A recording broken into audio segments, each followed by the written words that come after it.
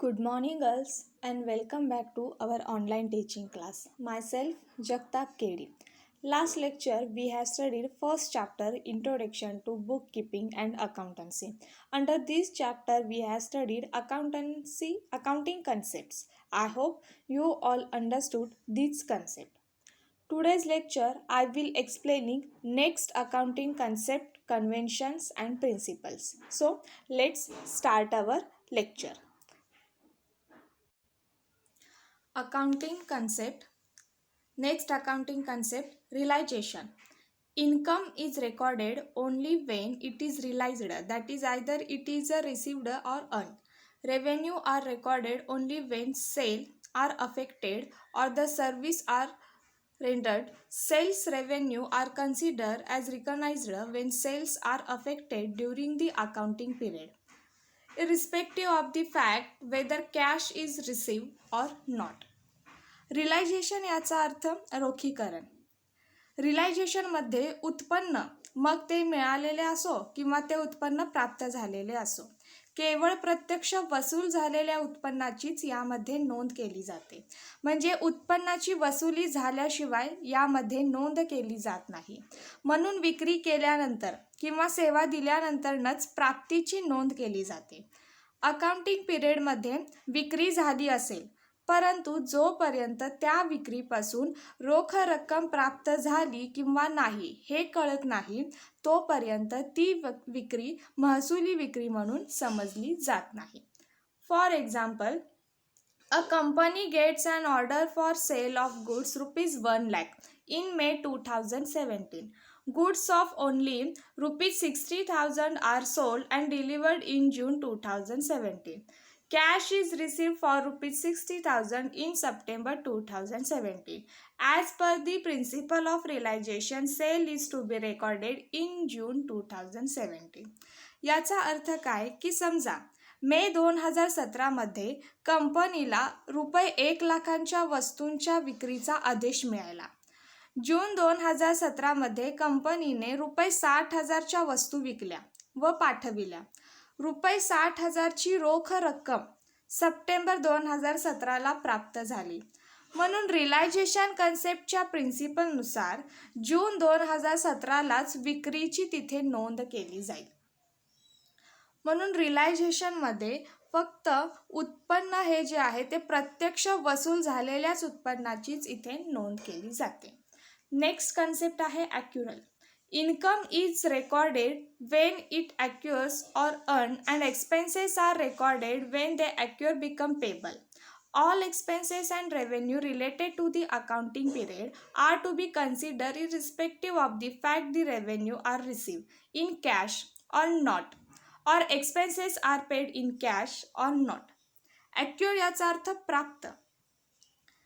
ॲक्युअलमध्ये income is recorded when it earn, म्हणजे जेव्हा उत्पन्न प्राप्त होते आणि खर्च देय असतो तेव्हा त्याची नोंद यामध्ये केली जाते. सर्व खर्च आणि उत्पन्न हे अकाउंटिंग पिरियडशी संबंधित असतात. म्हणून यावेळी उत्पन्न रोख मिळाले किंवा नाही किंवा खर्च रोख केला गेला किंवा नाही हे लक्षात इथे घेतले जात नाही. म्हणून यामध्ये फक्त उत्पन्न प्राप्त होते आणि खर्च देय असतो तेव्हाच त्याची नोंद यामध्ये केली जाते.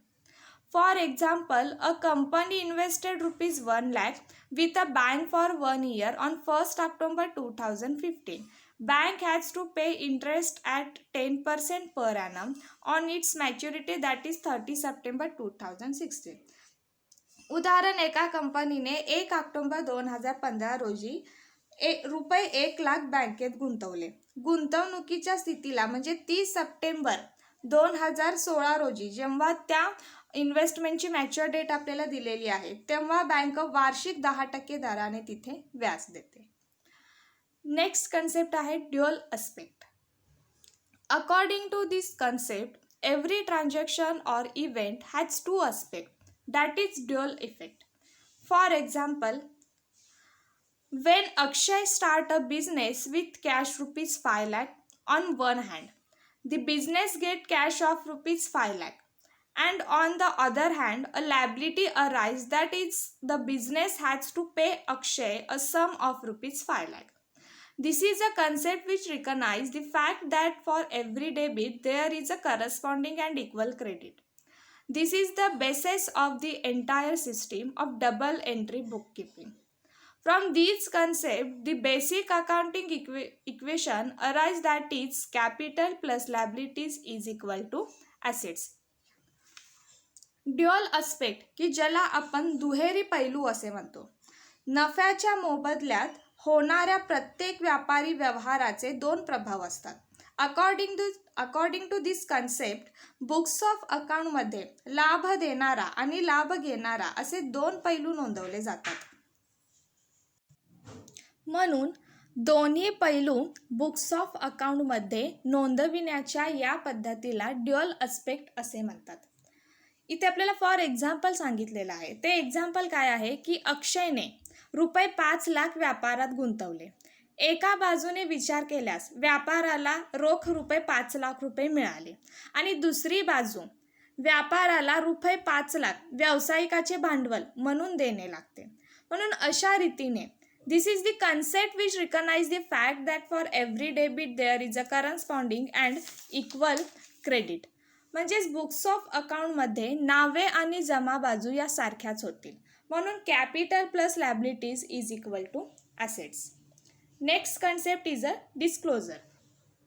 The account must disclose all material information. The accounting report should disclose full and fair information to the related parties.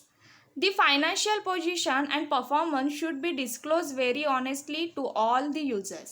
The financial position means the balance sheet of the business and financial performance means business result in terms of profits or losses and income and expenses in profit and loss account.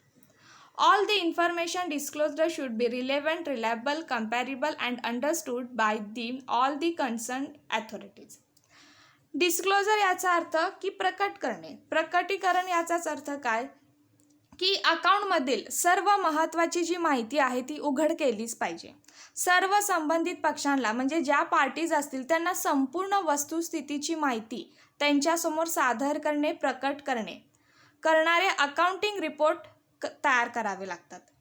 व्यापाराची आर्थिक स्थिती म्हणजे व्यवसायाचे balance sheet आणि आर्थिक कृती म्हणजे profit and loss या अकाउंटमधील व्यावसायिक परिणाम म्हणून प्रॉफिट और loss and income and expenses हे त्यामध्ये नोंद केले जातात. सर्व संबंधित अधिकाऱ्यांनी प्रकट केलेली संपूर्ण माहिती त्यांना संपूर्ण विश्वसनीय, तुलना करता येण्याजोगे आणि समजू शकेल असे अकाउंटिंग रिपोर्ट तयार केले पाहिजे आणि त्या प्रकारे ती माहिती तिथे सादर केली पाहिजे. Next concept is a materiality.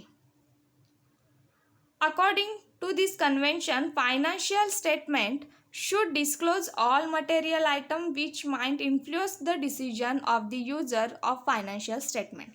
Hence, any item which is not significant and it is not relevant to the users need not be disclosed in the financial statement. This principle is basically an exemption to the full disclosure principle. The term materiality is subjective in nature. Materiality depends on the amount involved in the transaction, size of the business, nature of information, requirement of the person making decision, etc. An item material to one person may be immaterial to another person. Materiality याचा अर्थ की महत्त्वपूर्णता. आपण जे financial statement तयार करणार आहोत त्या financial statement तयार करताना छोट्या तथ्यांचीही नोंद करताना काटकसर करणे योग्य होणार नाही. या संकल्पनेच्या तत्वानुसार तुलनात्मकदृष्ट्या महत्त्वाची आणि पैशात व्यक्त होणारीच माहिती नोंदवली गेली पाहिजे. या संकल्पनेचा वेळ, प्रयत्न आणि वेळेच्या उपयोगितेची संबंधित नसलेल्या फायनान्शियल स्टेटमेंटशी अत्यंत महत्त्वाचा संबंध आहे. आर्थिक विवरणात केवळ विवरणे नोंदवणे म्हणजे फायनान्शियल स्टेटमेंटमध्ये फक्त ट्रान्झॅक्शनच नोंदवलीच पाहिजे आणि प्रकट केली पाहिजे की जी आर्थिक स्थिती ठरवण्यासाठी उपयुक्त आणि महत्त्वपूर्ण आहेत. कमी महत्त्वाची किंवा गौण माहिती एकतर टाळली पाहिजे किंवा महत्त्वाच्या माहितीमध्ये ती सम्मिलित तरी केली पाहिजे किंवा अशी गौण माहिती खाली टिप म्हणून दर्शविता आली पाहिजे. म्हणजे अशी इन्फॉर्मेशन आपल्याला मटेरियलिटीबद्दल इथे दिलेली आहे. आणि लास्ट कन्सेप्ट आपल्याला दिलेली आहे मॅचिंग कन्सेप्ट, की ज्याला आपण जुळवणीची संकल्पना असे म्हणतो. According to this concept, revenue during a accounting period are matched with expenses incurred during that period to earn the revenue during that period. This concept is based on accrual concept and periodicity concept. Periodicity concept fixes the time frame for measuring performance and determining financial status. All expenses paid during the period are not considered, but only the expenses related to the accounting period are considered. On the basis of this concept, adjustments are made for outstanding and prepared expenses and accrued and unearned revenue. Also, due provisions are made for depreciation of the fixed assets, bad debts, etc. relating to the accounting period. It matched the revenue earned during an accounting period with the expenses incurred during that period to earn the revenue before sharing any profit or loss. Matching कन्सेप्टमध्ये accounting पिरियडमध्ये झालेल्या खर्चाची जुळवणी उत्पन्नाशी मान्यताप्राप्त काळात केली पाहिजे. जसे जर विशिष्ट कालावधीत वस्तू विक्रीच्या मान्यताप्राप्त उत्पन्न आहे, त्या कालावधीत विक्रीत वस्तूंची किंमत सुद्धा आकारली गेली पाहिजे. ही जी संकल्पना आहे ती ॲक्युरल प्रिन्सिपलशी संबंधित आहे. म्हणून but only the expenses related to the accounting period are consider. म्हणून देणे खर्च, ॲक्युरल इन्कम अशा सर्व समायोजना विचारात घेतल्या जातात.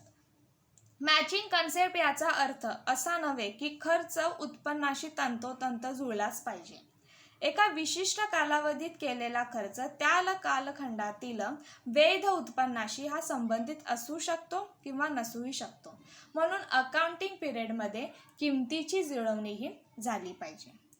म्हणजे अशा प्रकारे आज आपण first chapter introduction to book keeping and accountancy या चॅप्टरमध्ये accounting concepts, conventions and principle बघितल्या. आय होप या अकाउंटिंग कन्सेप्ट तुम्हाला समजल्या असतील. नेक्स्ट लेक्चरला आपण नेक्स्ट पार्ट बघणार आहोत. Thank you for listening me.